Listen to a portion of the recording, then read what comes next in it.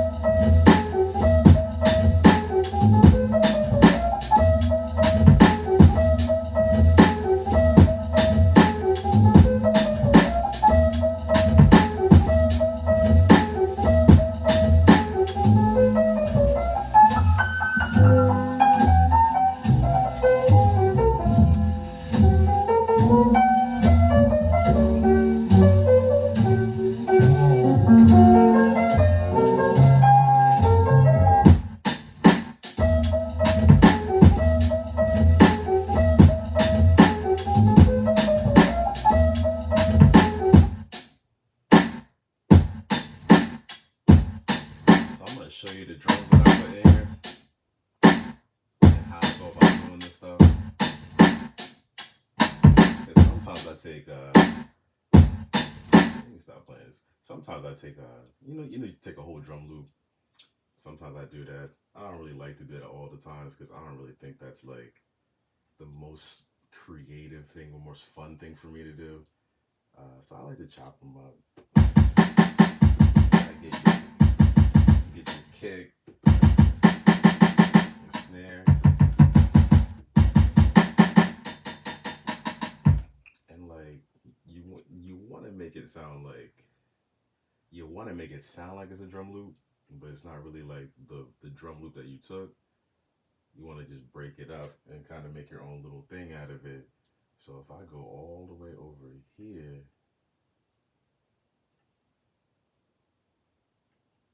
and I like just take the loop of it so you guys can see what I'm doing here. Let me try to zoom into this thing. I don't know how I got so used to using this instead of the mouse throughout the years, but it's all good. So.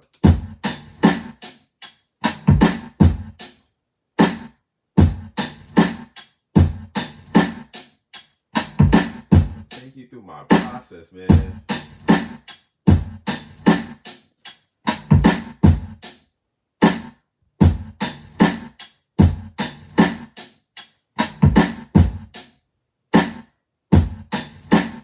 So, kick. I wish I could zoom the seat even more, but you guys can see it. Kick right there. Snare. What else I got in here? The hat. I guess I did that too. Sometimes I don't even remember what I'm doing. I just kind of make it. But you'll see it.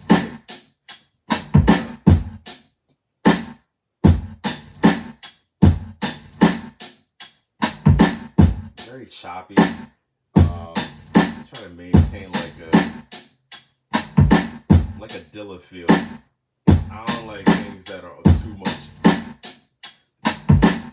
too too quantized sounding, too stiff.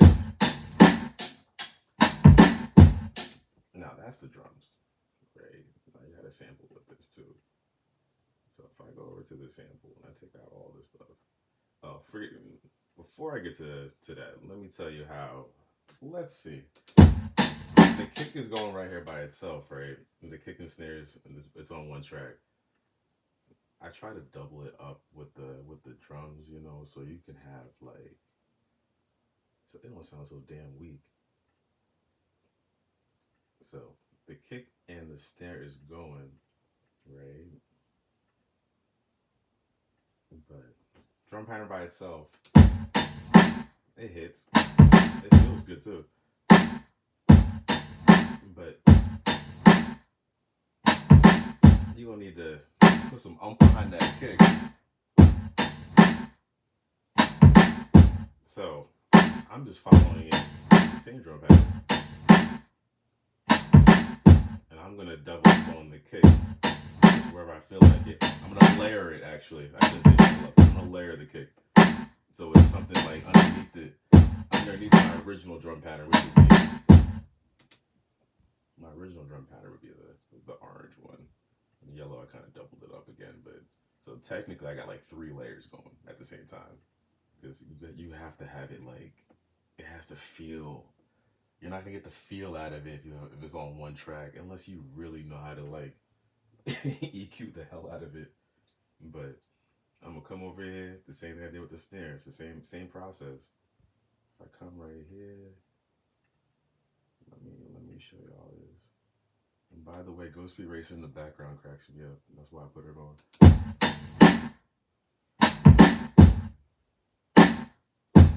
And that's with. You can hear the difference in the snare. This is without.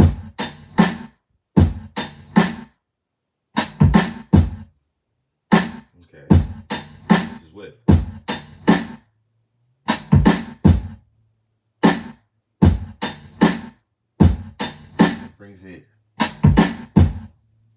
Brings it up. Makes it feel like it's all about feel. So you got that. What else I had in here? I didn't remember. Ouch. Break it down some more. I had some hi-hats in here that was going. Same thing, same process. So let's solo the hi-hats by itself. By itself, it sounds like a bunch of nonsense. But it's all about layering.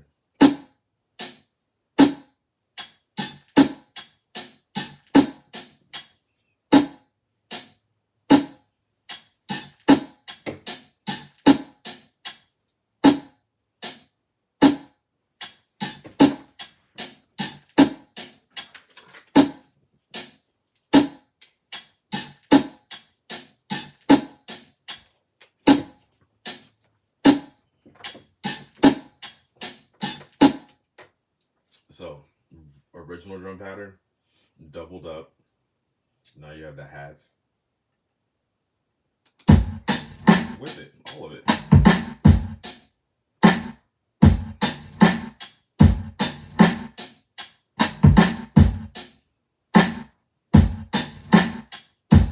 Add the snare. Now it has life.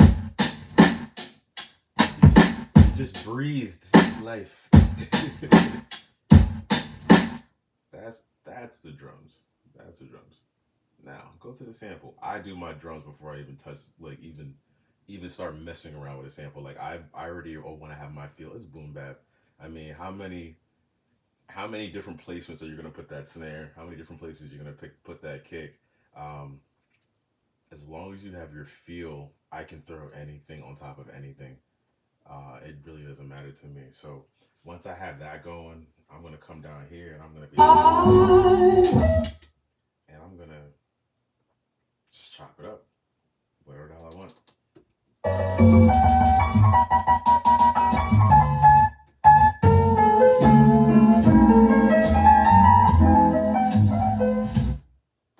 So I don't really know what I wanted to pick. You know, I would just play around. I would play the drums with this.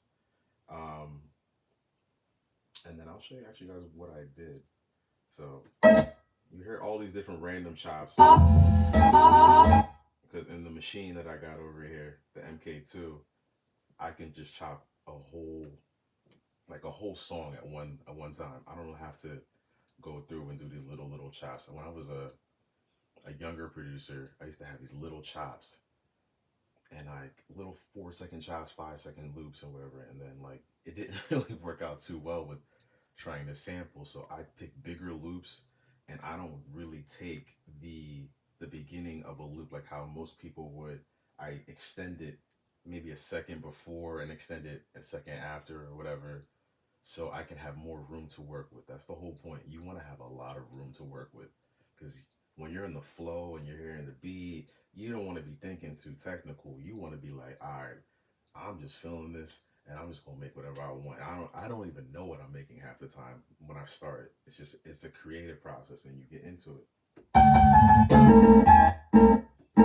But you gotta pick a sample you like from the start. And then you can clean it up and all that afterwards. But from the start, pick something you like, get your drums going, you lit.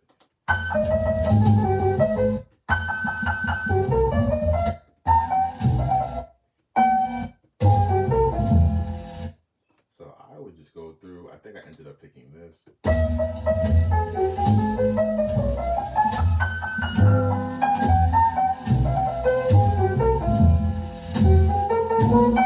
And then you can hear it in the beat. It's gonna go.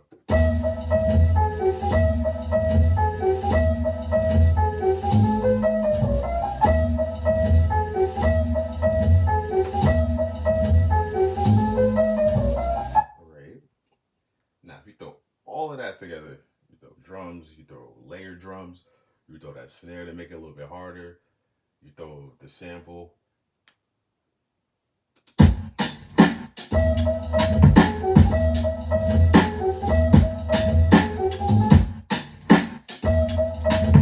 Now, that's just one little loop. Once you got your little bar loop right there, your 4 bars, right? I guess the 4 bars would be like right there. You got your loop. We're gonna repeat this, a couple times. And when you're making a beat, you should be thinking about structure, but I usually kind of do that afterwards, after I kind of have like the meat of it. And then I kind of think, all right, like how do I want this to sound like in its whole entirety? So you're gonna hear. All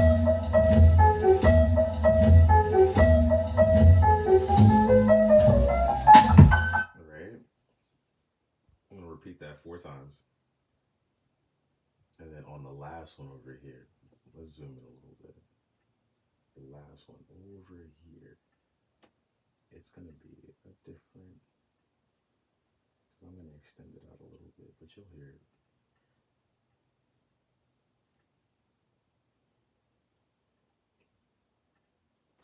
Just to make it sound, you know, cohesive.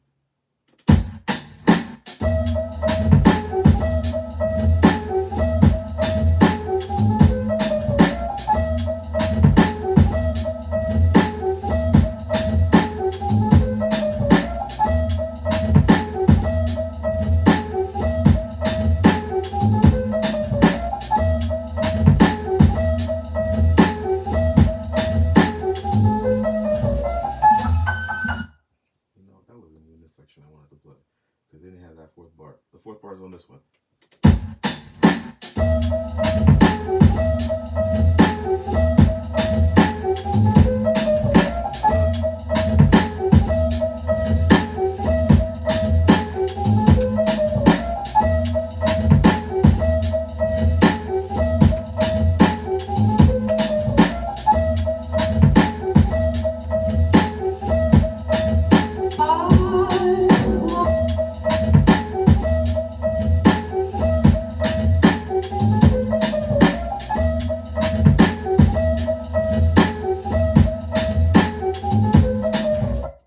Actually, it starts on the 5th bar, but saying, you gotta have some type of switches in there. I think that's the point that I'm trying to make.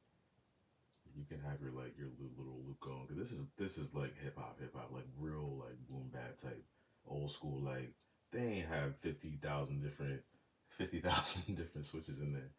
They would have their loop, and then like from those loops on like the last bar, you would switch something up or something. But like you can have it on the first part of the fifth bar. You can. There's a whole bunch of stuff you can do. You can even have your transitions at the end. You can do whatever the hell you want to do. So I didn't even have the kick on. So and then you add your intro. Your intro could be anything. I try to keep it simple and it's cohesive already to what the heck I was doing. I think I picked this one. What's this?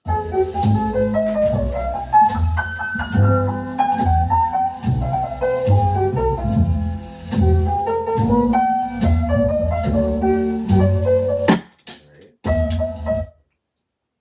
And then that is going to drop into the beat once you time it out and you find out the placement of it, of like where do I want that to drop? What makes sense, right? So we're gonna go down right there, and that same intro I'm gonna play again, and it's gonna drop into the beat.